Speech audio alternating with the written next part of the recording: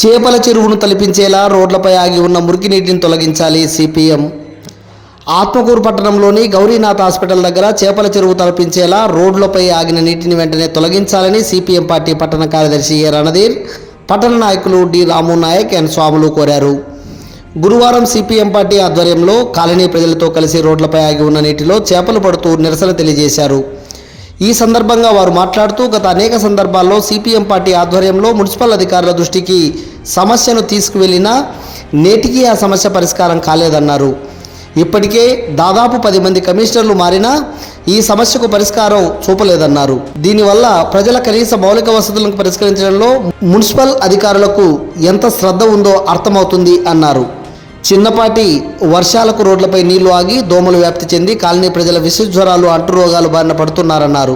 నీళ్లు ఆగిన ఈ వాగు పక్కనే అంగన్వాడీ స్కూల్ ఉందని, స్కూల్లో చిన్నపిల్లలు ఉంటున్నారని, కావున మున్సిపల్ అధికారులు వెంటనే స్పందించి ఈ సమస్యను పరిష్కరించాలన్నారు. ఈ సమస్యను వెంటనే పరిష్కరించకపోతే సిపిఎం పార్టీ ఆధ్వర్యంలో మరింత పెద్ద ఎత్తున ఆందోళన చేస్తామని చెప్పేసి హెచ్చరించారు.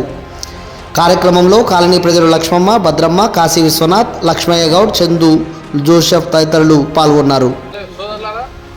ఈరోజు ఇక్కడ నిరసన తెలియజేయడానికి ప్రధాన ఉద్దేశం, గత వారం రోజుల నుంచి కురుస్తున్నటువంటి భారీ వర్షాల వల్ల చేపల చెరువులో తలపించినటువంటి రోడ్లు, ప్రధానంగా ఆత్మకూరు పట్టణంలో ఉన్నటువంటి 24 వార్డులలో డ్రైనేజ్ వ్యవస్థ లేక 65,000 మంది ప్రజానికం ఈరోజు ఇబ్బందులు పడుతున్నటువంటి పరిస్థితి.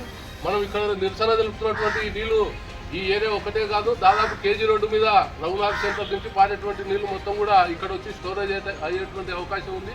వీటికి ప్రత్యామ్నాయంగా ఇప్పటికి దాదాపు 11 మంది కమిషనర్లు మారిపోయారు.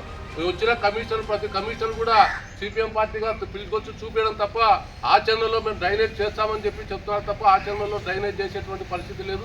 రెండోది, కౌన్సిలర్లు ఈ మధ్యకాలంలో గెలిచినటువంటి కౌన్సిలర్ల కాలపరిమితి కూడా ఒక సంవత్సరంన్నర ఉంటే అయిపోయినకి వస్తూ ఉంది. ఎక్కడ ఏ ఏరియాలో ఏ సమస్య ఉంటే ఆ సమస్య పరిష్కారం చేయడంలో కూడా ఈరోజు కౌన్సిలర్లు నిర్లక్ష్యంగా ఉంటా ఉన్నారు. ఆ ఏరియాలో ఉన్నటువంటి ఏరియాలో ఉన్నటువంటి ప్రజానికం పడుతున్న ఇబ్బందులను పట్టించుకునే దాంట్లో కూడా ఈరోజు కౌన్సిలర్లు చొరవ చూపలేరు. కాబట్టి ఇప్పటికైనా కౌన్సిలర్లు, కమిషనరు, మున్సిపల్ సిబ్బంది వెంటనే స్పందించి ఈ పట్టణంలో డ్రైనేజ్ వ్యవస్థను ఏర్పాటు చేసి ఇలా చేపల చెరువులో తరపించినటువంటి ఈ నీటిని తొలగించాలని, అంతేకాకుండా పక్కనే ఇక్కడ మనకు అంగన్వాడీ సెంటర్ ఉంది. అంగన్వాడీ సెంటర్లో చిన్న పిల్లలు వచ్చి చదువు నేర్చుకునేటువంటి పరిస్థితి, ఈ నీటిలో ఆగినటువంటి వాళ్ళటువంటి దోమలు విద్యార్థుల పైన, చిన్నారుల పైన వాలి విషజ్వరాల బారిన పడి 1000 రూపాయలు ఖర్చు చేసుకున్నటువంటి పరిస్థితి ఈ రోజుతో ఉంది. కాబట్టి వెంటనే మున్సిపల్ అధికారులు, ప్రజాప్రతినిధులు స్పందించి పట్టణ ప్రజానికాన్ని అంటురోగాలు, విషజ్వరాల బారి నుంచి కాపాడేందుకు ప్రత్యామ్నాయంగా ఇట్లా చేపల చెరువులో నిలిచినటువంటి నీటిని వెంటనే తొలగించాలని సిపిఎం పార్టీగా డిమాండ్ చేస్తున్నాం.